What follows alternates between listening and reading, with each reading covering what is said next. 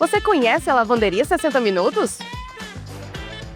Ela chegou para inovar a sua maneira de lidar com roupas sujas. Nossas máquinas são bem fáceis de usar e para garantir resultados impecáveis, nós temos dosagem automáticas de sabão e amaciante. Venha nos visitar e a partir de R$15, descubra um novo jeito de deixar suas roupas limpas e cheirosas.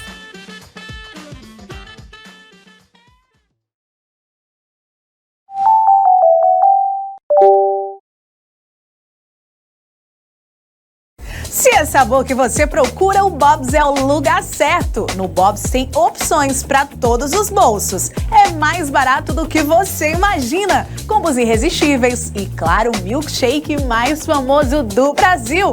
Um espaço acolhedor e perfeito para reunir a família, amigos. Então venha viver momentos deliciosos com quem você ama. Bob's, pertinho de você, na Rua Maestra Alexandre 10, Nova Santa Cruz.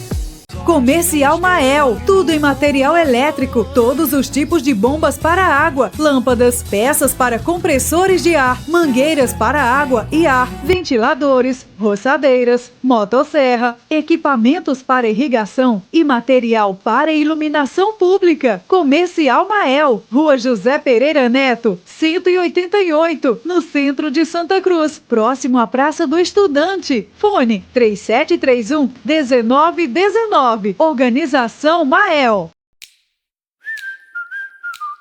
Biscoitos 3 de Maio. Mais de 30 variedades crocantes e irresistíveis. Todos os nossos produtos são zero lactose. Para café da manhã, lanche ou encontros em família, temos o sabor perfeito para cada momento. E na Augusto Distribuidora você encontra todos os sabores para comércio. Ligue agora. DDD 81 9 9330 9922 e ganhe condições especiais. Boa noite, estamos aqui no nosso Frente a Frente outra vez. Desta vez estamos com o teólogo, pastor Bruno, que é da Igreja Primeiro Vale da Bessa Central. Muito propício agora no mês de outubro, dia 31, a Reforma Protestante. Então vamos ter uma conversa aqui acadêmica, uma conversa sobre cristianismo e a história da Bíblia. Então quero passar agora a palavra para o pastor Bruno e que ele dê boa noite e até se apresente para que nós possamos identificar e a nossa comunidade, você, nosso telespectador, possa saber do que vamos falar hoje. Pastor Bruno, boa noite. Boa noite, Ronaldo. Boa noite a todo o pessoal que nos acompanha aí. É um prazer muito grande estar com vocês. Esse é um mês muito caro para a tradição protestante, né? Estamos aí às portas de celebração da Grande Reforma e é uma alegria poder participar de um momento como esse e discutir os ideais da Reforma e os temas que vierem para a gente hoje à noite. Vamos lá, pastor, vamos fazer esse bate-papo, essa interação aqui. Pastor Bruno, antes de começarmos propriamente no nosso Frente a Frente, o pastor Bruno chegou em Santa Cruz, se eu não me engano, fiz um levantamento biográfico em 2011, vão fazer 14 anos ou já fez? Fez 14 anos, vamos fazer 15 anos em maio do ano que vem. Do ano que vem. E o pastor também é de janeiro, o pastor é do ano de 78, não é assim? 79. 79. Eu nasci em 15 de janeiro de 79. Ainda é mais novo do que eu, 2 anos, viu? É mesmo? Eu tô mais novo, viu? Muito bem, obrigado pelo elogio. Pastor Bruno, pastor casado com a irmã Maria Rita Ramos de Araújo e só tem um filho, se eu não me engano, o Caio César Ramos, não é isso? Exatamente, temos um filho. Um filho, natural de Recife. Somos de Recife, os três. Natural de Recife. Me diga uma coisa, nessa época que o verão de Santa Cruz está chegando, porque quando eu recebo os vendedores, os representantes comerciais, eles chegam e dizem que aqui é pior. Quando a gente sai daqui que vai para Recife, vai dizer que lá é pior o calor. Já se acostumou com isso? Para o pastor tanto faz Recife como Santa Cruz? Não, eu acho Recife pior. Eu acho que aqui a gente tem ainda um refresco, final do dia, às vezes esfria um pouco. Recife é sempre muito aquela temperatura mais abafada, né? Eu costumo dizer, Recife, quando você está um período de chuva que bate assim, 26 graus, casaco está tudo saindo de dentro de casa. Pastor Bruno, eu costumo dizer, o geógrafo, na hora que dividiu Pernambuco, ele andou para o Caruaru e ele olhou para essa região da gente, passando isso aqui como Agreste. É um erro geográfico tremendo. Isso aqui não é Agreste. A gente tem clima de sertão e de deserto. É aquele clima daquele verão intenso, 40 graus durante o dia, pegando 25, 28 à noite. Uma diferença de 12 às vezes acontece. Então ele errou. Mas pelo menos à noite, friozinho, tão legal. Mas eu também não acho ruim, não. É melhor. Pastor Bruno, a gente vai começar a nossa introdução às nossas perguntas. Veja bem, domingo eu estive no templo da Igreja Vale da Bênção. Para as pessoas, você que nos ouve hoje, Pastor Bruno já é conhecido, 14 anos em Santa Cruz, mas identificarem, saberem mais um pouco. A Igreja Vale da Bênção Central é aquela que fica ali, já chama Bairro Novo, Isso, né? Bairro Novo, ali na rua Dr. Arnaldo Monteiro. Em frente à promotoria. A promotoria, o Ministério Público de Pernambuco, em Santa Cruz do Capibaribe. O espaço físico fica ali, mesmo na frente, realmente. Pastor Bruno, a Igreja Vale da Bênção hoje, ele tem mais de 1.000 membros, pode-se afirmar isso? Sim, tem. Mais de 1.000 membros. Tem mais de 1.000 membros. Temos cerca de 1.300 membros, mais ou menos. O pessoal ainda está terminando os cadastros, mas de membros, fora os congregados, é mais ou menos em torno disso mesmo. Disso mesmo, né? Pastor Bruno, tem publicação de um livro. Sim, tem publicação de um livro. Aqui é bem interessante a história desse livro, porque parte dele foi publicado primeiro na Itália, em Veneza, quando eu estava nos estudos de mestrado, né, terminando o meu mestrado. E dada a documentação que eu havia conseguido garimpar, que era uma documentação bem antiga e muito especial, o Centro de Estudos do Vaticano, em Veneza, fez a proposta para publicar o texto lá. Então, primeiro a gente publicou lá. Aí depois eu peguei todo o material da dissertação do mestrado e organizei uma linguagem para livro, aquela coisa toda, né, tirando mais os aspectos mais técnicos, e aí a gente publicou aqui. O livro, uma saga congregacional, é esse livro que termina ficando por aqui. Lá ele foi publicado em que língua, pastor? Na verdade, é numa espécie de coleção sobre estudos ecumênicos. Em Veneza, mas cada pesquisador ele publica em sua língua, língua original. É somente uma introdução em italiano, mas tudo é língua original. Que legal. Língua. Sabia desse feito não. E depois foi que ele veio para cá e aí o pastor... Depois, exato, veio para cá e o pessoal... Está escrevendo novamente? Alguma coisa vai vir por aí? Sim, na verdade, eu pesquiso muito sobre o protestantismo e os conflitos que existiram desde de sempre aqui, né, com a chegada do cristianismo católico e protestante. E no meu trabalho de doutorado eu fiz mais uma pesquisa a nível de todo o Nordeste, porque à época eu pesquisava no mestrado somente o sertão, Alto Sertão da Paraíba, Catolé do Rocha, circunvizinhanças ali. No doutorado eu ampliei isso um pouco mais para Paraíba, Pernambuco, Bahia, Ceará. Então, o percurso que essas tradições congregacionais fizeram como pioneiras. O congregacionalismo foi, em muitos lugares, o primeiro outro. Né? Você, o tempo inteiro, só tinha a expressão cristã, o catolicismo romano. Então, o congregacionalismo ele tornou-se o primeiro outro em várias regiões. E quando isso acontece, há conflitos, há choque. Então, eu pesquiso esses choques. Mas há outros textos encomendados por minha própria denominação, sobre a história da denominação, uma série de coisas que eu estou vendo se é possível fazer tudo. Não deixa de ser uma reforma também. Nesses levantamentos, pastor Bruno, houve muito conflito entre o congregacionalismo e a Assembleia de Deus? Sempre houve, porque por vários aspectos, né? Vamos assim dizer, o evangelicalismo mais pentecostal, especialmente das décadas logo no seu início, né? Mas se você pegar as décadas de 30, de 40, de 50... o movimento pentecostal não era muito aceito pelos... Eu vou usar essa expressão, o pessoal da academia não gosta muito, mas pelo chamado protestantismo histórico. As igrejas históricas, como congregacionais, presbiterianas, batistas, elas tinham muita desconfiança, porque também o pentecostalismo era uma coisa muito nova ali, uma coisa que surge no início do século XX, vem para cá, 1910, com a Igreja de Congregação Cristã, 1911 com a Assembleia de Deus, e isso não era uma tradição que se enquadrava muito na perspectiva protestante da época. Então, houve conflitos. Com certeza. Pastor Bruno, eu posso afirmar que esse movimento do pentecostalismo, ele foi um movimento de uma influência americana? Os relatos históricos nos dão embasamento para isso? Certamente, certamente. Isso começa na Rua Azusa, nos Estados Unidos, né? Assim, como a história é um tanto quanto conhecida. Apesar de os que vêm para cá eram missionários suecos e tal, mas é uma influência norte-americana muito forte. Aliás, como toda espécie de protestantismo que chega aqui tem muita influência do protestantismo norte-americano. Então, se você for fazer uma análise entre o protestantismo do antigo continente mesmo, enfim, da Alemanha, da França, da Suíça, é bem diferente do que a gente tem na América. Porque os Estados Unidos é assim, as coisas vão para lá, sofrem todas as transformações possíveis. Passa aqui, a gente abraça tudo pensando que é a coisa mais... E pensando que é para a gente até. Exatamente. Então, assim, o protestantismo que chega no Brasil, ele é de total influência norte-americana e, inclusive, experimentando muitas transformações que escandalizam, por exemplo, o protestantismo europeu, né? O que é isso? Tem um estudioso que foi professor de história na USP, Henry Leonard, ele escreve um texto sobre o protestantismo no Brasil.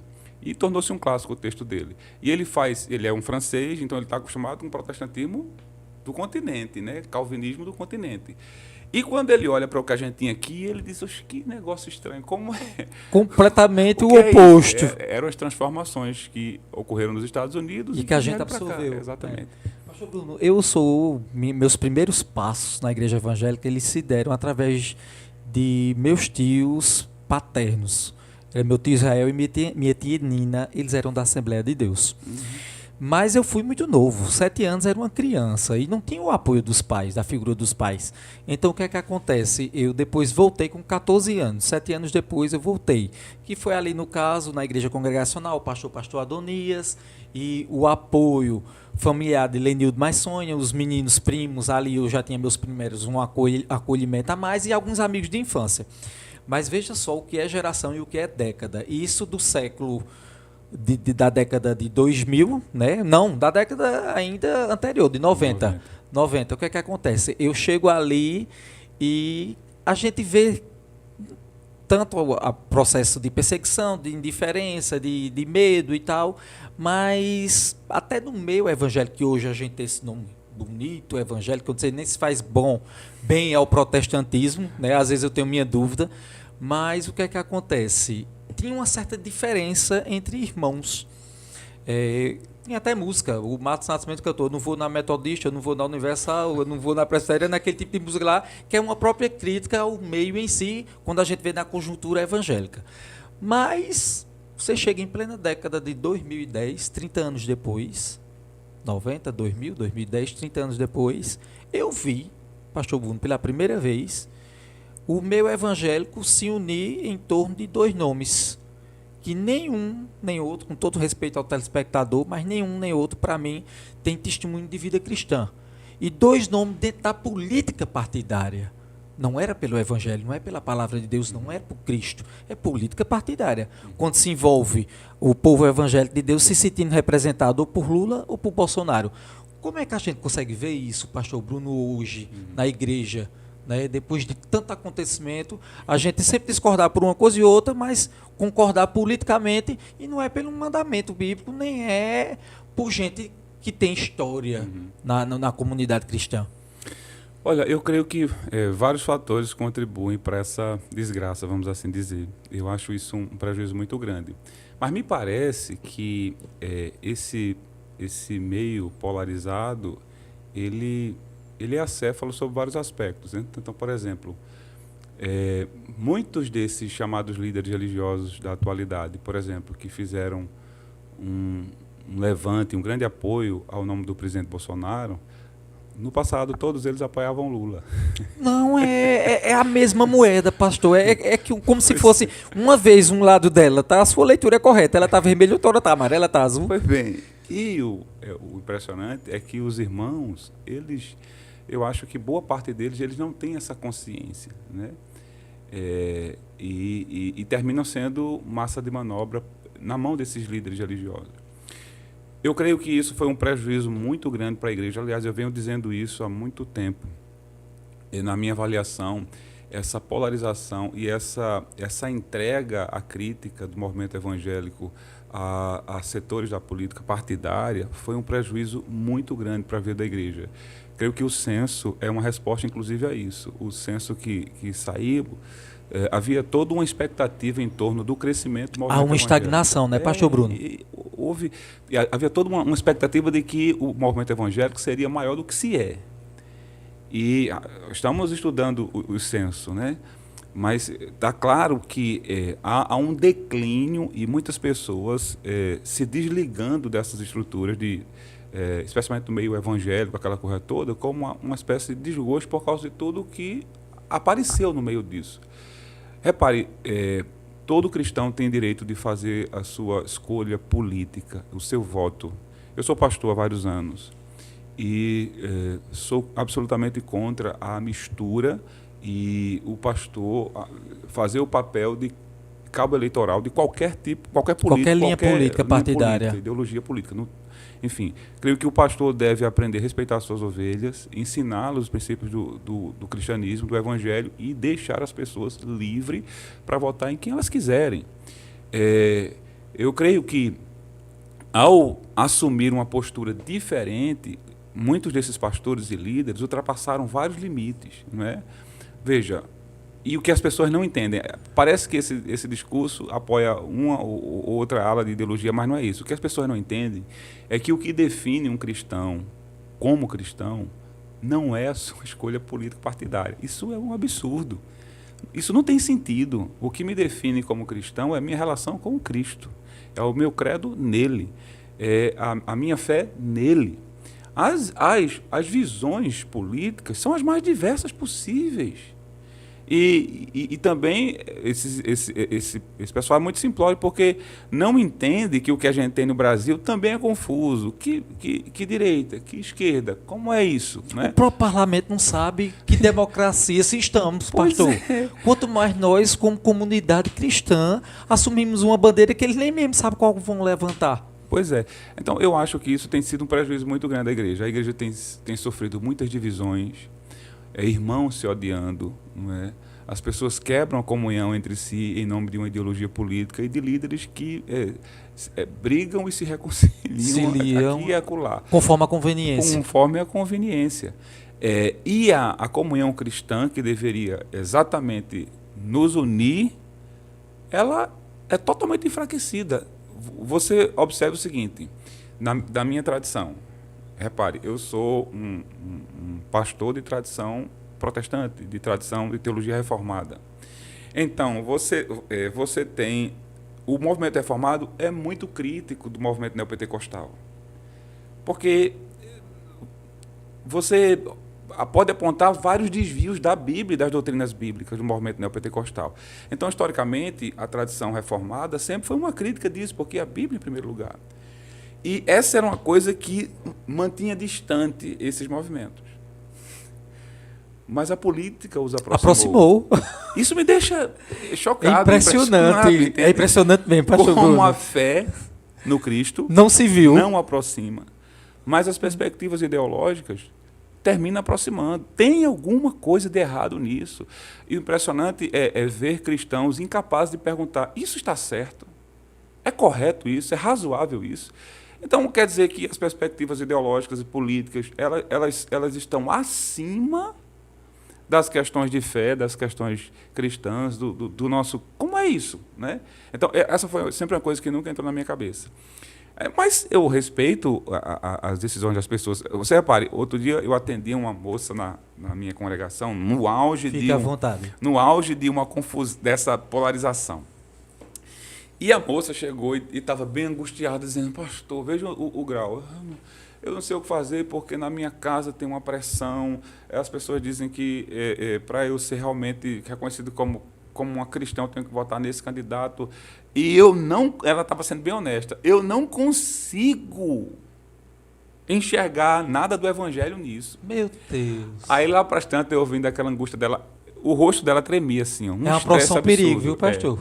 Aí eu disse assim a ela, moça, deixa eu lembrar uma coisa. Eu disse, olhe, o voto é secreto. Aí ela fez assim, Eita, pastor, é mesmo. Quer dizer, a tensão era tão grande Que que ela a não tava pessoa nem esqueceu raciocinando. disso. Então, veja o que é que isso tem feito com as pessoas. É um fato. É um absurdo, é um prejuízo muito Pastor grande. Bruno, o senhor é muito, eu posso até dizer assim, autodidata. O senhor é muito autodidata, a gente consegue muito aprender com o senhor. Mas antes da gente se introduzir no século, a gente voltar ao passado, século XVI, a gente poderia ver, pastor, à luz da Bíblia, que isso também é a profecia da palavra de Deus. A fé de muitos esfriariam, muitos em meu nome eu fiz isso, porque até no movimento pentecostal, não estou criticando, eu conheço, eu participei, mas a cura por troca de valor, daqui a pouco está se vivendo a indulgência dentro desse movimento. Daqui a pouco não, já se vive. Eu creio que muito do movimento evangélico, e muito especialmente o movimento de tradição neopentecostal, fez muito mais e pior do que o que Lutero viu no século XVI com o caso das indulgências. A gente teve no movimento evangélico líderes religiosos vendendo feijão para curar a Covid a preço de R$900. Eu conhecia a água, pastor, o feijão não tinha pegado ainda não. Caroço Feijão, o Ministério Público abriu processo contra esse pessoal.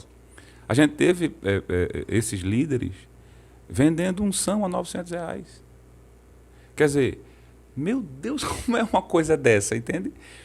Esse pessoal conseguiu superar. João Tetzel, que era quem vendia as indulgências na época do Lutero, ficaria completamente assim, sentaria no banco para aprender com esse pessoal como é que se faz. Entende? São profissionais. Então, esse pessoal tem feito um mal muito grande à igreja. Um mal muito grande. Como eu creio muito assim na Bíblia, eu creio que o Senhor reservou o juízo para todos eles. Nenhuma dessas pessoas ficarão sem o juízo divino quando ele chamar as contas. A igreja é algo sério. Eu lamento que haja pessoas que estão hoje longe da igreja por causa dos escândalos de seus líderes, seus pastores, seja lá quem for. Mas também os erros, os desvios desses líderes não justificam o nosso afastamento da comunhão cristã e da comunhão com o Senhor. Se eu estou num contexto, numa realidade em que me é impossível estar debaixo do pastoreio de determinado líder por causa de suas posturas, eu devo procurar um lugar que seja saudável, que seja adequado. Correto. Para estar. E por isso que eu acho que essa polarização foi, eu vou usar essa expressão, foi um laço de Satanás para essas comunidades cristãs. Porque eu vi, Ronaldo, pessoas que só queriam se alimentar da palavra de Deus. Gente com doença terminal, gente com casamento arrasado, gente aflito, angustiado, que só queria ouvir, ter sede de Deus, e chega na igreja, e o púlpito da igreja está tomado por ideologia política, não é? De promoção de políticos e dessas ideias, daquela perseguição, ódio, ira. Nada disso se parece com o Evangelho. Repare, eu escrevi um artigo recentemente para a universidade, porque eu fiquei pensando, e eu fiz uma pergunta, sabe? Observando, só lendo, fazendo essa leitura. Por exemplo, eu li na Folha de São Paulo um caso de dois amigos crentes numa igreja em Goiás. Eles eram crentes há cerca de 10 anos. Mas um votava num candidato e o outro votava no outro. Então um atirou no outro, dentro da igreja. Meu Deus, dentro da igreja do templo. templo. Dentro da igreja, atirou no outro. O pastor mandou levar o ferido no SAMU e continuou o culto. Quer dizer, é uma coisa tão absurda. E continuar. Uma coisa tão absurda. Uma tentativa de homicídio. Então, essa ira, essa sanha, esse ódio, isso não se parece com Jesus. Você tem que perguntar, Jesus agiria assim? E aí eu escrevi um artigo cujo título é Se o Evangelho é da paz, porque a Bíblia diz que é o Evangelho da paz, calçar os pés com a preparação do Evangelho da paz, né? Efésios. Se o Evangelho é da paz, por que o discurso é de ódio? Eu nunca entendi. Essa conta para mim nunca esse se casamento, fecha. né, pastor? Não existe. Não se fecha. Porque quanto mais eu medito nessas posturas, nessas ações, tanto mais eu observo que isso é longe do Evangelho de Cristo. Jesus não agiria assim. Nós temos o debate, a discussão, é saudável e deve acontecer. Tem que haver expressões políticas conservadoras, mais à direita, mais à esquerda. Tem que haver debate público, tem que haver discussões em torno disso. Mas por que quando eu discordo das pessoas, por que quando eu discordo das ideias eu tenho que odiar as pessoas? Eu preciso aprender a discordar das ideias e continuar amando as pessoas. O problema é que no nosso contexto, ao discordar das ideias, imediatamente eu tenho que odiar a pessoa. E tão incrível, pastor, que é tão difícil isso aí, já uma pregação, não estou dizendo de bandeira A e B, não, a gente percebe que existe um ódio eminente na própria discussão em si, é o fundamento, parte do princípio da mentira. Quando não consegue se ter um diálogo amplo, como nós estamos aqui, na discussão de um tema, que o pastor pode ter sua linha, posso ter a minha, mas a gente colocar fatos na mesa. Mas a partir do princípio de uma mentira, já se cria o ódio, uma sequência, uma coisa após outra, é realmente lamentável. Eu vi isso de ambos os lados dessa polarização. Pois é. A divulgação de fake news. Isso é contra a nossa fé, isso é uma questão de doutrina, né? Eu alertei vários irmãos, olha, isso que você está dizendo é falso, isso não é verdade. E Jesus disse que o pai da mentira é Satanás. E a Escritura é clara, o 9º mandamento diz, não dirás falso testemunho contra o teu próximo, não importa se eu gosto ou não do próximo. O meu dever é falar a verdade. A verdade se ensina, não seja a tua palavra. Mas você observou uma avalanche de cristãos, de ambos os lados da polarização, divulgando mentiras e calúnias. Eu não consigo imaginar, compreender como essas pessoas não param para pensar assim, a minha fé não me permite fazer isso. É porque parece que a fé ficou abaixo da ideologia. Então a ideologia ela tomou uma proporção tão gigante na vida, na mente e na prática dessas pessoas, que importa pouco o que a fé diz, importa pouco o que a Escritura diz, o que a teologia ensina. Importa mais de eu defender essa minha perspectiva ideológica. Isto é um prejuízo incalculável. Incalculável. Pastor Bruno, eu tenho que ter essa rica oportunidade com o senhor em um outro momento para nós termos esse diálogo da igreja na contemporaneidade. Porque realmente, para o senhor, os anos que já tem de pastoreado, como um teólogo, um escritor, eu fico me perguntando, como é que o senhor consegue, no raciocínio, deitar à noite em paz, tem que ser pelo Espírito Santo, deitar à noite em paz. O senhor consegue, numa igreja de 1.300 membros, acompanhar a rede social? Não consigo.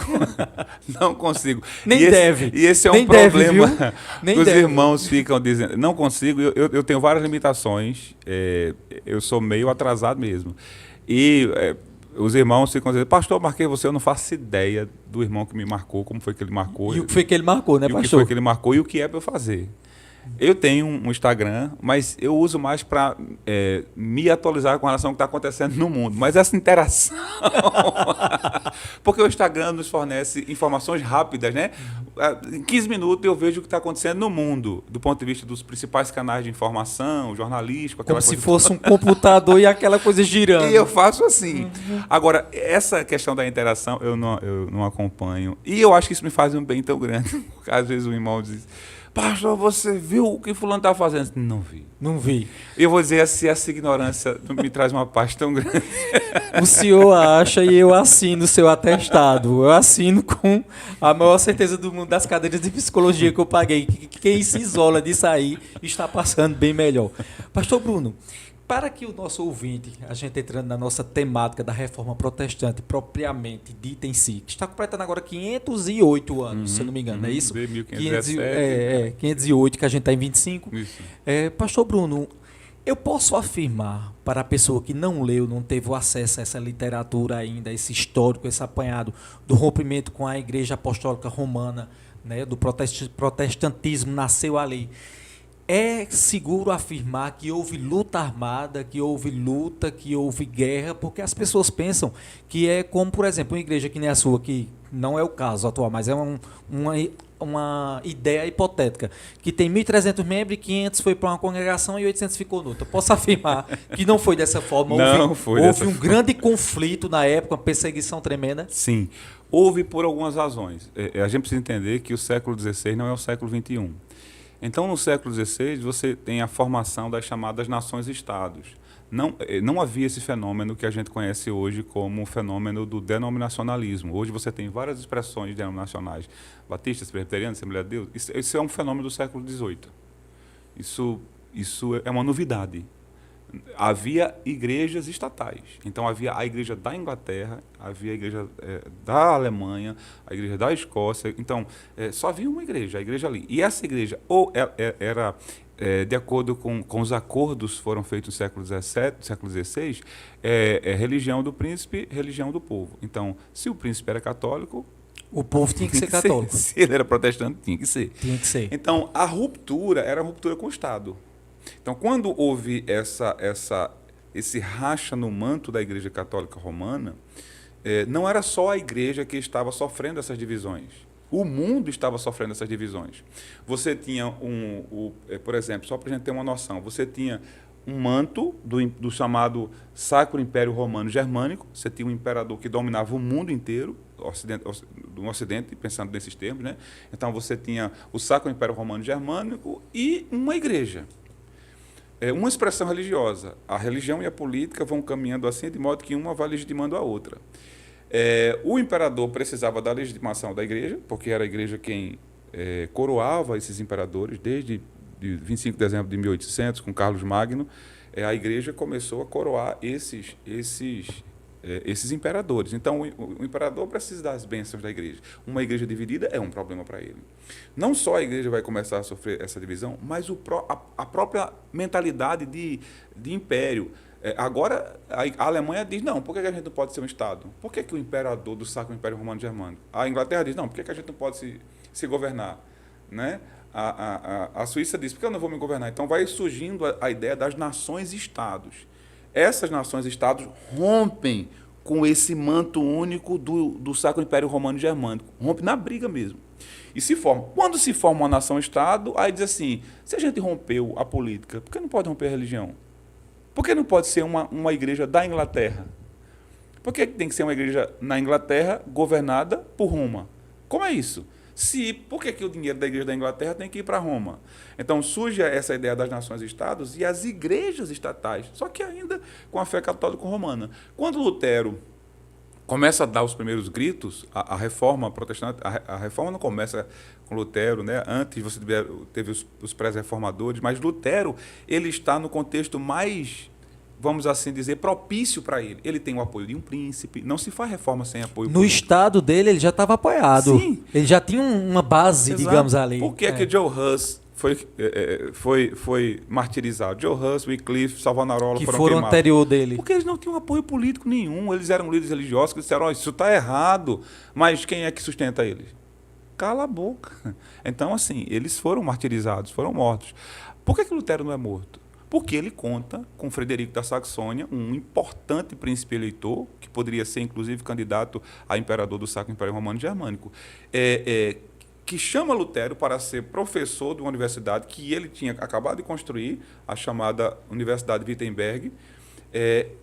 E Lutero era um excelente professor, começou a trazer alunos de tudo quanto era lugar da Europa. O príncipe quer perder um professor desse? Não quer. E o próprio príncipe começou a pensar, prestar atenção nas ideias de Lutero, converte-se ao protestantismo e apoia e protege Lutero. Quando a Igreja Romana decidiu julgar Lutero e queria tirá-lo dali, ele disse, não, ele vai ser julgado aqui, nesse estado. Por que fora? John Hus tinha recebido um salvo-conduto e foi morto. Então, uma série de mudanças está acontecendo no mundo. É um movimento global, pastor. Exato. A diferença é que a situação política, justamente política, com Roma, de Lutero, é que lhe deu uma base de estrutura que os precursores dele não tiveram. Mas a gente vai falar ainda sobre essa influência de Roma, mas eu vou repor algo da gente e vou pedir um pouco dos nossos apoios culturais. Você conhece a Lavanderia 60 Minutos? Ela chegou para inovar a sua maneira de lidar com roupas sujas. Nossas máquinas são bem fáceis de usar e para garantir resultados impecáveis, nós temos dosagem automáticas de sabão e amaciante. Venha nos visitar e a partir de R$15, descubra um novo jeito de deixar suas roupas limpas e cheirosas.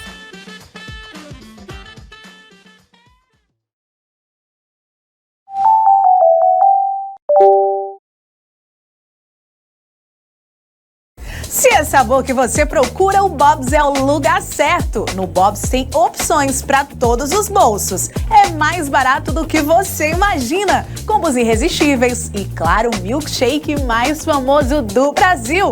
Um espaço acolhedor e perfeito para reunir a família, amigos. Então venha viver momentos deliciosos com quem você ama. Bob's pertinho de você, na Rua Maestra Alexandre 10, Nova Santa Cruz. Comercial Mael, tudo em material elétrico, todos os tipos de bombas para água, lâmpadas, peças para compressores de ar, mangueiras para água e ar, ventiladores, roçadeiras, motosserra, equipamentos para irrigação e material para iluminação pública. Comercial Mael, Rua José Pereira Neto, 188, no centro de Santa Cruz, próximo à Praça do Estudante. Fone 3731-1919. Organização Mael. Biscoitos 3 de Maio.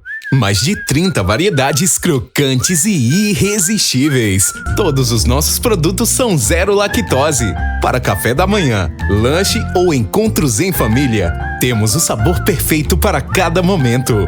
E na Augusto Distribuidora você encontra todos os sabores para comércio. Ligue agora. DDD 81 9 9330 9922 e ganhe condições especiais.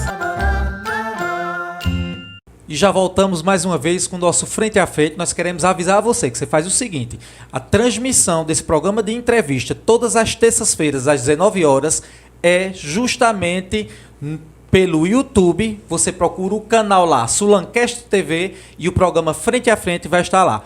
Queremos avisar a você que a lavanderia 60 minutos self-service é essa que fica nessa avenida principal, que vai do Bonanza ligando até a 29, essa via de acesso. Então, ela é a única 24 horas e a única que o cesto de roupas sujas é por apenas R$15. Então, não perca essa oportunidade.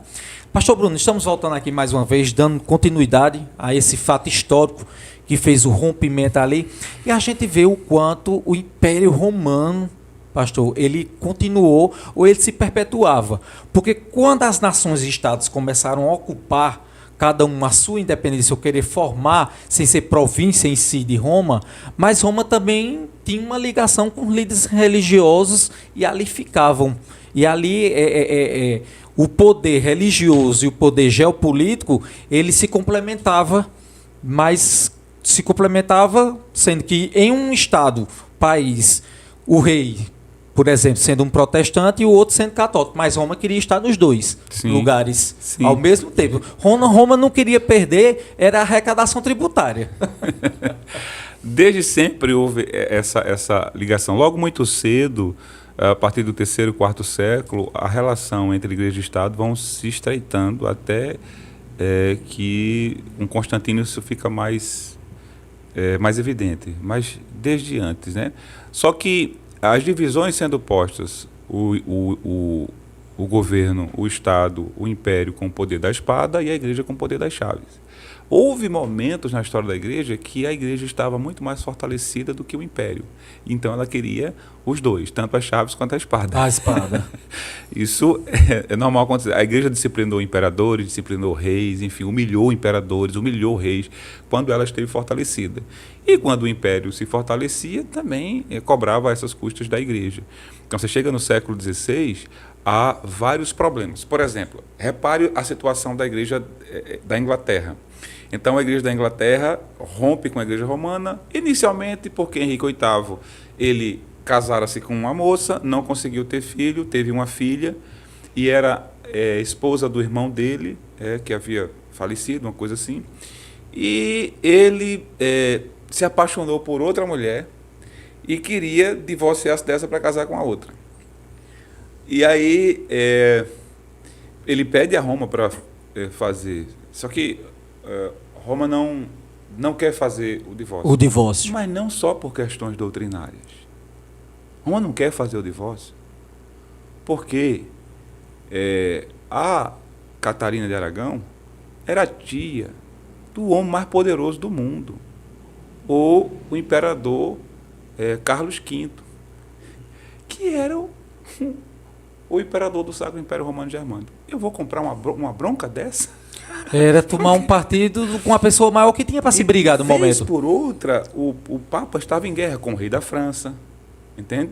em guerra, enfim, e precisava de acordos políticos. Então, a reforma envolveu uma série de fatores. Não era só questões religiosas, eram questões religiosas, questões políticas, questões sociais, questões econômicas. Tudo estava acontecendo, o mundo estava em transformação. A gente estava descobrindo uma nova visão de mundo, as expansões marítimas, o comércio estava surgindo, uma nova classe de pessoas, os burgueses estavam aparecendo. Então, tudo isso aí começou a exigir mudanças no mundo, transformações no mundo, e a reforma está nesse contexto. Lutero e os outros reformadores se beneficiaram com essas circunstâncias. Por exemplo, Zwinglio, ele estava na Suíça, nos cantões suíços, em Zurique, por exemplo, e lá quem decidia os rumos da fé na cidade era a prefeitura. Então, Zwinglio, sabendo disso, mandou chamar um debate entre o clero católico romano e entre os pastores de tradição protestante, para que a cidade escolhesse. Só que esses reformadores, todos eles eram sujeitos altamente qualificados, eram humanistas, eram homens das letras. E nos debates eles ganhavam todos. Então, isso fez com que as cidades começassem a fazer opção por reforma. Pela reforma. É o que acontece em Zurique, por exemplo. Ganha-se no debate. Calvino participou de vários desses debates. Um sujeito de um intelecto gigantesco, não é? Lutero, uma mente extremamente aguçada. Os críticos podem dizer o que quiserem dizer, mas era um homem à frente do seu tempo. Agora, o que me impressiona nesses reformadores, tantas coisas, dentre elas que tem a ver com a nossa discussão e com a contemporaneidade, é que você encontra Calvino, um homem do século XVI, brigando com o seu tempo para dizer o seguinte: veja, Estado, Estado, Igreja, Igreja. Na época de Calvino, quem disciplinava o crente era a prefeitura. Entende? Então, por quê? Porque a Igreja e o Estado estavam unidas. E Calvino queria separar essas coisas. Você chega no século XVII, a tradição protestante é totalmente a favor do Estado laico. Isso é uma loucura. Querer implantar um Estado religioso... Tá vendo que tem uma ligação? Isso é uma loucura muito grande. Toda a vida, o grito dos reformados, por exemplo, do século XVII, é por Estado laico. O Estado realmente tem que ser laico. E cada um tem que ter a liberdade de expressar a sua fé, seja ela qual for. E se você discorda dessa expressão de fé, comunique a sua. E vá para a discussão. Agora, sem vetar a outra. Sem vetar, sem perseguir, né, sem constranger, sem nada. Você deve pregar o evangelho, você deve falar da sua fé. Lutero... E falar até com a vida, né, pastor? Sim, principalmente sim, com a vida. evidentemente. Até não, principalmente. Lutero dizia, veja bem, não se purifica um herege com as chamas do fogo. Tem que haver liberdade para pregar tanto o verdadeiro evangelho quanto o falso. Eu fico chocado com essa expressão. Porque o homem estava no século XVI. E a gente que está no século XXI, estamos querendo voltar. Se a gente pudesse. No nosso país existem regiões em que o pessoal está criando bairros evangélicos. Deve ser terrível morar num bairro desse. Bairros evangélicos. Tu é doido uma coisa dessa natureza. Então, essa ideia do domínio, né? A teologia do domínio, que é bem conhecida, a gente mandar em tudo, e todo mundo ser como a gente é, e todo mundo crer no que a gente crê, não é assim. Tem até a moda cristã, pastor, agora, vendendo confecção à moda cristã. É um negócio complicado, viu? Até na vestimenta, voltando a usos e costumes que não são oriundos. Nenhuma das cartas de Paulo não tem essa... a ordem e a decência existe, sim, lógico. Mas não existe o padrão. Pois é. Não existe o padrão. Na verdade, a gente tem que aprender a respeitar o outro, mesmo que ele seja diferente da gente. E não desejar necessariamente impor a nossa perspectiva. Agora a gente pode comunicar a nossa perspectiva e orar para que essa nossa perspectiva seja compreendida pelo outro. Agora, você querer impor isso e desfazer do outro, proibir a expressão de fé do outro, isso não... não faz parte do evangelho mesmo, não. Pastor Bruno, para ver se eu estou certo, faz muito tempo que eu li, e se eu não estou misturando. Veja bem, Calvino, ele... foi depois de Lutero, correto? Né? Lutero não faleceu primeiro, né? Lutero se não faleceu, chegou... Eles tiveram contato assim. Foram contemporâneos. Mas Calvino é de segunda geração. De segunda geração, não é? Então é correto, né, pastor, afirmar que para Lutero, mesmo com toda a eloquência, um homem bom de palavra, ficava até difícil para aqueles que não se aplicaram à escritura, na verdade, ter um debate com um homem desse. Eu fico até imaginando. Um debate daquele que se via uma liturgia romana, a um processo que é metódico, completamente metódico, a um cara que enxergou ali o desvio de conduta, né? Quando começa a romper ali, né? Então, o senhor acredita que ficou mais fácil para ele, apesar de não ter a rede social de hoje? O conceito, a mentalidade católico-romana e protestante, ela tem uma diferença enorme em um ponto, a saber quem tem autoridade. E para o protestantismo é a religião do livro. Para o protestante é a Bíblia. É a Bíblia. Para a Igreja Católica, não. É a tradição. E para os judeus, para ajudar as pessoas que confundem muito, porque, pastor, dentro da contemporaneidade, não lhe interrompendo, aí muitos até partiram para pregar Jesus Cristo em Israel. Veja só, e a gente nas redes sociais depois vê o impacto. Eles receberam até uns empurrões e casa e tal, porque pensaram que os judeus acreditam na palavra de Deus, inclusive a que a gente usa. Os crentes, né, pensam que os judeus são crentes. São crentes. Veja que confusão. O judeu tem a sua própria perspectiva. Ele não aceita o Novo Testamento. De jeito nenhum. Mas parece que os crentes que misturaram-se com essa questão ideológica, eles não sabem disso. Eles acham que o judeu ele é cristão. Eles não sabem não, pastor. E não é. Mas eles agem como se fosse. Fosse. Na cabeça desses crentes que estão misturados com essa política, né? com essa ideologia. Não é. O judeu tem a sua própria perspectiva, não crê no Novo Testamento, não crê que o Cristo que nós cremos seja o Messias, não crê. Para muitos deles é um impostor, inclusive. Não tem. Não tem acordo, não tem linha de ligação nessa fé. Esse é o fato. E no caso entre protestantes e católicos, a questão é quem tem autoridade. Na tradição protestante é a Bíblia, na Igreja Católica a tradição. Isso faz com que, de alguma maneira, muitos membros da Igreja Católica se distanciem um pouco da Escritura. Então, quando você vai para um debate do ponto de vista da doutrina bíblica, o próprio clero católico vai dizer, se você procurar ficar perguntando onde é que está isso na Bíblia, você já virou protestante, você não é católico. Católico não faz isso. Ele está certo quando diz isso. Porque a fonte para o católico é muito mais a tradição. Mas quem é que tem domínio sobre essa tradição? Quem é que tem domínio sobre uma tradição que dura 2000 anos? Então, isso... eu não tenho como investigar isso, né? O magistério da igreja, sim. E sobra o quê para mim? Então, para o universo protestante, eu tenho a Bíblia. Eu posso investigar, eu posso não ser um doutor, mas se eu sei ler, eu posso pegar a minha Bíblia. Mas se eu não sei ler, eu posso ouvir a minha Bíblia. Isso foi uma diferença muito grande, entende? E o protestante, ele não abre mão disso. Os reformadores, eles fizeram uso deste recurso da Bíblia. Colocaram a Bíblia na mão do povo, fizeram a tradução da Bíblia. E eles começaram a crer que a tradição erra e tem errado. Concílios erram e tem errado. Os papas erram e tem errado. A igreja erra e tem errado. A palavra de Deus é infalível, inerrante. Então é para ela que nós devemos nos voltar. Só que a igreja romana e seus representantes não aceitam isso. Porque diz que tem que voltar para a tradição. Enquanto que o protestantismo diz, não, a gente se apega à Escritura. A Escritura Sagrada. Essa é uma diferença muito grande entre uma tradição e outra tradição. Enfim, pastor Bruno, veja só.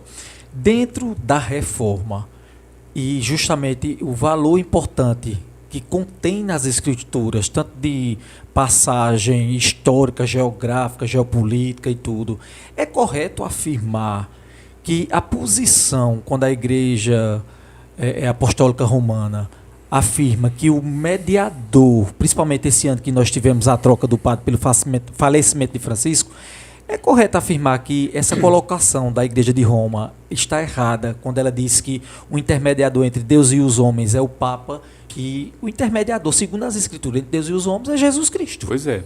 Aí a resposta depende de quem tem autoridade para definir isso, entende? A tradição deles vai dizer que é o Papa, ou que Maria ocupa um lugar de mediadora. Só que o texto sagrado é claro. Paulo, escrevendo a Timóteo, diz: só existe um mediador entre Deus e o homem, Jesus Cristo, homem. Então, Cristo faz esse papel de mediador, não é? E eu vou a Deus por meio de Cristo. Então, a ninguém, na Escritura Sagrada, a ninguém foi dado o direito de arrogar para si esse título de mediação, de mediador. Então, mais uma vez, aí você tem expressões equivocadas em ambos os lados. Por um lado, muitos protestantes desavisados, muitos ditos evangélicos, na ânsia de querer combater esse erro da Igreja Romana, cometem vários outros, com desrespeito, por exemplo, falando a respeito de Maria, da mãe do Salvador. Quantos evangélicos não são grosseiros com isso? Ora, Maria é uma mulher santa, ela é um modelo de piedade. Isso é como muitos outros... Questionável, né, pastor? Está lá os relatos. Sim, sim. Não tem como é o questionar próprio isso. Senhor quem o chama assim. E inclusive como muitos outros santos, muitos outros apóstolos. E por que eu tenho que desfazer isso? Eu devo reconhecer a mãe do Salvador. Ela é uma mulher piedosa, uma mulher que tem um padrão de pureza, de devoção, de santidade. Enfim, isso agora não possui o lugar de mediadora. Porque Verdade. Cristo disse... não existe outro mediador entre Deus e o homem a não ser Jesus Cristo. Cristo disse, ninguém vai ao Pai a não ser por mim. Ele é a mediação. Entende? Então, assim, essa é uma diferença grande entre protestantes e católicos romanos. Protestantes não vão abrir mão disso.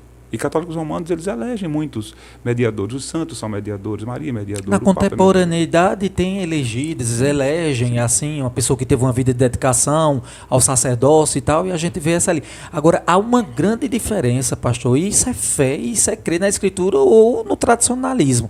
Há uma grande diferença entre uma vida piedosa, uma vida cristã e um mediador. Sim. A própria palavra deixou isso ali como Sim. só o único mediador entre Deus e os homens, Jesus O Cristo. problema é que o católico romano, ele não...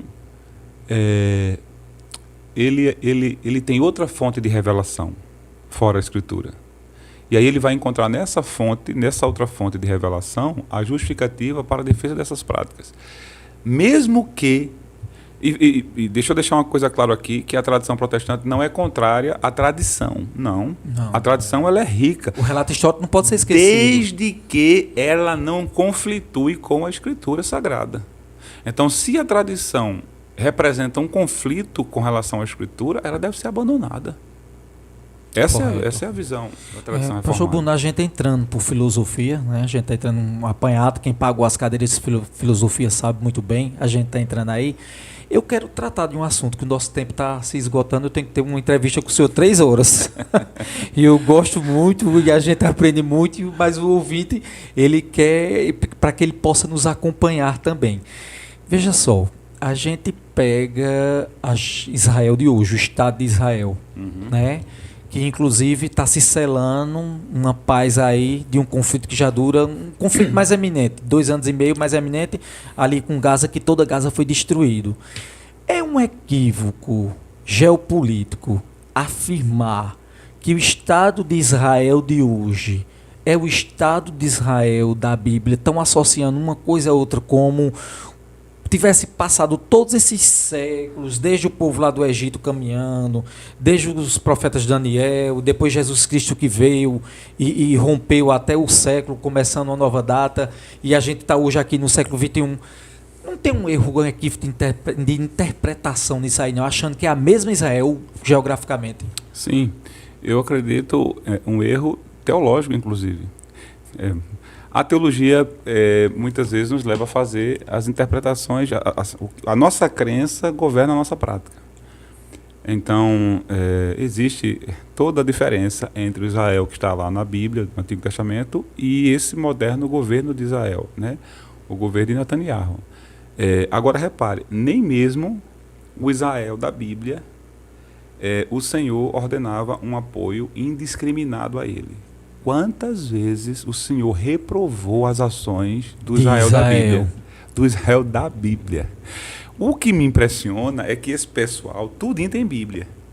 Se eles forem ler a Bíblia, eles vão ver que muitas vezes o Senhor Deus, ele condenou várias práticas de Israel. Opressão ao estrangeiro, a órfã, a viúva, uma série de coisas, aos pobres, uma série de coisas. Os profetas, especialmente, leia os profetas menores, você vai ver várias vezes isso aí. E as manifestações do juízo de Deus contra aquela nação. O que me impressiona é que, apesar disso estar assim, o cristão, tomado por essas ideologias políticas, ele não aceita nenhuma crítica a esse atual governo de Israel.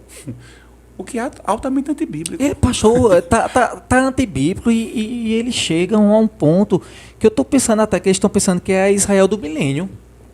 Da revelação que se instalou ali. É uma coisa absurda, uma falta de conhecimento teológico, uma falta de conhecimento de história mesmo, Sim. de história e de política. Sim, e antes que o pessoal se apavore, a gente não está apoiando nenhum ato terrorista, não. O que o Hamas fez ali deve ser crime, rechaçado por qualquer sujeito que tenha neurônio funcionando. Funcionando para o mundo. Não tem o que fazer. Agora, assim, é preciso que eu questione também que ali, por exemplo, em Gaza, tinha muitos servos do Senhor ali também. Ou não? As pessoas, repare, o Hamas, naquela ação terrorista miserável, levou 251, eu acho, né? 251 reféns, e ainda conseguiu assassinar várias pessoas em Israel, chegando o número a cerca de 2.080 pessoas, uma coisa assim. Cerca de 70 mil pessoas morreram 70 mil pessoas. em Gaza, né? Será que todas aquelas pessoas ali eram terroristas? Todos estavam A gente com acredita, armas, todos estavam a gente empunhando a acredita violência. mesmo que todas aquelas pessoas são terroristas? Todas elas? Quer dizer, não tinham servo de Deus ali, não tinham pessoas inocentes ali, não tinham civis inocentes. Quer dizer, mas eu justifico isso. Eu creio que na balança de Deus isso não pesa a favor de quem defende isso, não. Uma violência dessa não, uma Entende? violência extrema, uma violência Entende? absurda.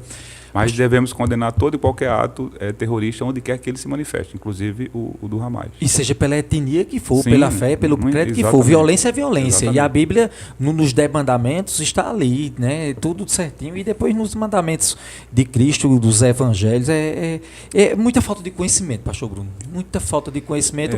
Eu Ou lamento. vontade de uma aceitação ou imposição do seu ego. Daquilo que você ceticamente acredita e acaba impondo às pessoas e passando como certo, e principalmente nesse mundo digital que a gente vive, que a desinformação é mais utilizada do que a própria informação e a verdade em si. Depois que Paulo escreveu Romanos, e depois que a gente tem o Novo Testamento, a gente aprende que o judeu, ele não é salvo porque é judeu. O fato de ser judeu muda o quê? Muda nada. Agora, se o judeu ou qualquer outra etnia, na compreensão cristã, né, do ponto de vista da teologia cristã, se o judeu ou qualquer outro criatura de qualquer outra etnia, se voltar para Cristo, será recebido. Então a gente crê que haverá um momento em que muitos desses judeus se voltarão para Cristo, mas eles não serão salvos porque são judeus, mas porque a venda caiu dos olhos e eles se voltaram para Cristo. Se qualquer outra etnia fizer o mesmo percurso, também serão salvos, como diz a Escritura Sagrada. Sagradas. Pastor Bruno, dentro aí do que o senhor falou, vou tentar ter sapiência para poder passar isso para o senhor, porque é muito interessante o que o senhor acaba de afirmar, teologia pura e teologia da graça. Quando a pessoa conversa com uma pessoa da teologia da graça, a gente identifica que não precisa muito esforço para ela passar a mensagem que é um dom natural de Deus. Agora veja só, quando a mulher samaritana no poço, quando o Senhor Jesus disse, vocês vão pregar esse evangelho, não só Israel, mas até os confins da terra, quando ele já estava ali depois ressurreto para partir, né, e ser ascendido aos céus mais uma vez, o que é que acontece? Eu posso afirmar, mesmo como leigo, como um novo seminarista, seja lá o que for, de que todo aquele que aceita o Senhor Jesus Cristo como Salvador e crê que Ele é o Filho de Deus na Santíssima Trindade, que essa crença me coloca como a nova Israel de Deus. Certamente. Eu sou a nova Israel de Deus. É o que Paulo diz em Gálatas. É o que Paulo diz. Não é verdade? Exato. Não é verdade. Exato. Então todos nós somos a Israel. Sim, a igreja é o novo Israel de Deus. E o povo está teimando por uma Israel geográfica, viu? É um absurdo, viu? É um absurdo, uma falta de teologia, de conhecimento da palavra muito grande. Isso muito tem grande. vários desdobramentos, né? Então, assim, essas pessoas realmente não entendem. Se você vai naquela Avenida Paulista com aquele pessoal tudo com bandeira de Israel, eles realmente acham que Israel é cristão, é um Estado cristão.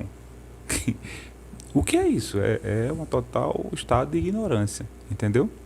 Agora, nós reconhecemos a nossa dívida com o povo de Israel. Como Paulo disse em Romanos capítulo 9, deles vieram os patriarcas, a lei do Senhor, as alianças, as promessas, deles descendeu Cristo. Então, há uma aproximação do cristianismo com o judaísmo.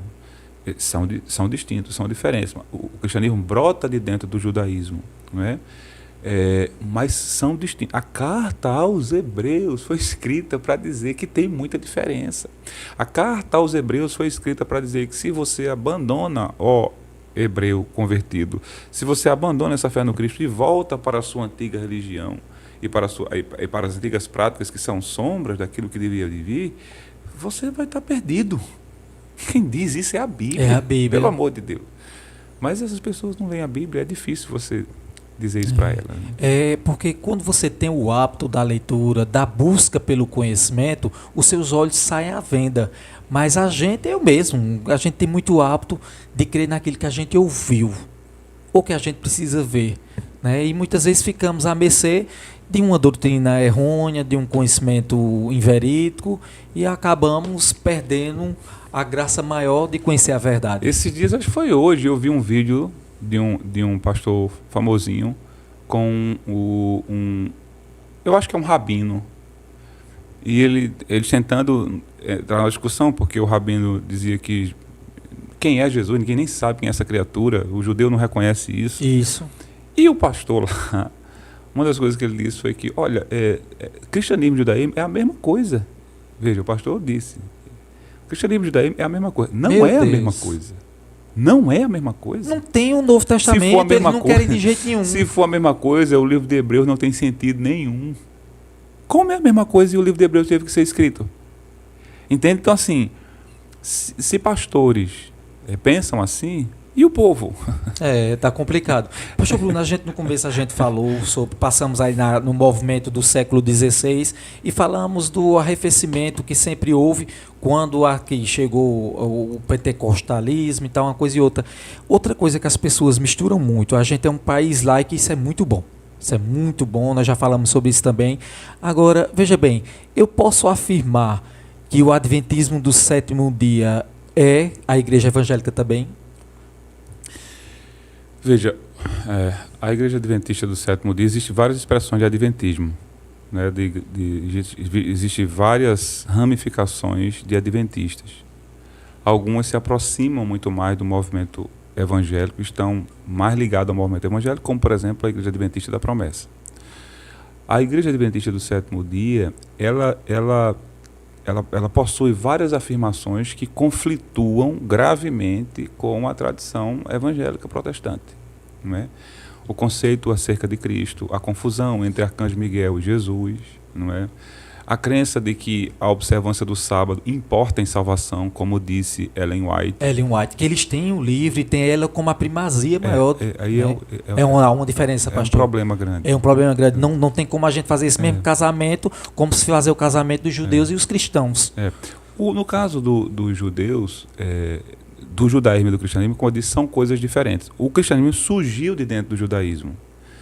Então, eles têm alguma ligação lá, mas o cristianismo é o cumprimento de tudo que foi prometido na antiga religião judaica. E o escritor aos Hebreus, ele é claro na conclamação do hebreu a abandonar as sombras do judaísmo e descansar no cumprimento das promessas no Cristo. Do Cristo. Então, abandonar a fé no Cristo e retornar para o judaísmo, segundo o livro de Hebreus, é um pecado gravíssimo. Gravíssimo. É um pecado gravíssimo. É uma apostasia. Apostasia.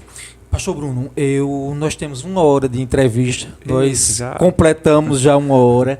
Em nome de mamãe, que é membro da sua igreja, em nome da minha família, em nome de todos que fazem o Vale da Bênção, o qual eu estou lá toda semana também. Fui muito acolhido pelo pastor Bruno, lhe agradeço demais. Eu queria que o pastor, nesse momento final do programa, fizer suas considerações finais e quero lhe agradecer por essa rica presença nesse programa para nós falarmos de um assunto tão precioso que é justamente o nascimento do protestantismo com a reforma protestante, agora já no dia 31 de outubro, que completa seus 508 anos. Pastor Bruno, fique à vontade. Leonardo, é um prazer estar aqui com você, é um prazer poder discutir sobre temas que são tão importantes, tão relevantes para nós. Eu sei que são temas que expressam opiniões muitas vezes diametralmente opostas, né? Há muitas diferenças de pensamento, de reflexão. Eu só queria deixar uma reflexão para você que nos acompanhou aqui durante todo esse processo de discussão. Eu e você, nós precisamos aprender a conviver com aquele que é diferente de nós. Precisamos aprender a conviver com a alteridade, com o outro que não pensa como eu. As pessoas não precisam pensar exatamente como eu penso. As pessoas precisam respeitar os meus posicionamentos e eu preciso aprender a respeitar o posicionamento das pessoas. A gente vive numa época em que quase que isso está sendo roubado de nós. E a gente não deveria abrir mão disso. É absolutamente possível discordar das ideias e continuar amando pessoas. E é isso que Cristo quer que façamos. Qualquer que seja o meu posicionamento, não deve gerar em mim ódio pelo outro, não deve gerar em mim ira pelo outro, desprezo pelo outro. O meu pensar diferente deve servir de uma oportunidade para que o outro faça uma outra reflexão, para que o outro aprenda comigo, para que eu aprenda com o outro. E assim a gente vai construindo as relações humanas. O ser humano ensina e aprende. Mas se não há abertura para isso, porque se o outro discorda de mim, ele vai ser demonizado, ele vai ser perseguido, ele vai ser odiado por mim, que tipo de mundo a gente vai deixar para os nossos filhos, para os nossos netos? Que tipo de mundo a gente está construindo? A gente está construindo um tipo de mundo que não tem apoio no Evangelho. O Evangelho não ensina nada disso. E eu espero que esse programa contribua muito para que as pessoas pensem com relação a isso e cresçam nessa área.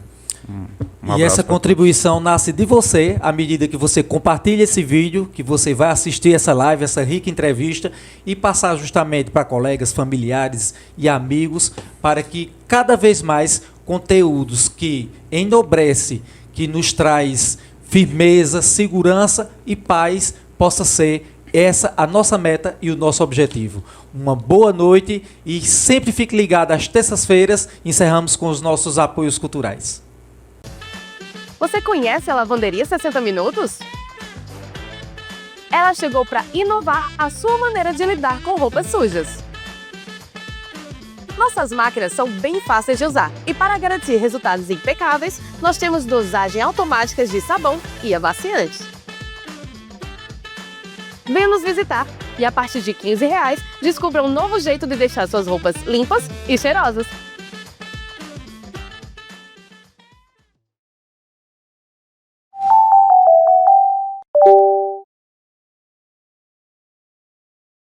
Se é sabor que você procura, o Bob's é o lugar certo. No Bob's tem opções para todos os bolsos. É mais barato do que você imagina. Combos irresistíveis e, claro, o milkshake mais famoso do Brasil. Um espaço acolhedor e perfeito para reunir a família, amigos. Então venha viver momentos deliciosos com quem você ama. Bob's pertinho de você, na Rua Maestra Alexandre 10, Nova Santa Cruz. Comercial Mael, tudo em material elétrico, todos os tipos de bombas para água, lâmpadas, peças para compressores de ar, mangueiras para água e ar, ventiladores, roçadeiras, motosserra, equipamentos para irrigação e material para iluminação pública. Comercial Mael, Rua José Pereira Neto, 188, no centro de Santa Cruz, próximo à Praça do Estudante. Fone 3731-1919. Organização Mael. Biscoitos 3 de Maio. Mais de 30 variedades crocantes e irresistíveis. Todos os nossos produtos são zero lactose. Para café da manhã, lanche ou encontros em família, temos o sabor perfeito para cada momento. E na Augusto Distribuidora você encontra todos os sabores para comércio. Ligue agora. DDD 81 99330 9922 e ganhe condições especiais.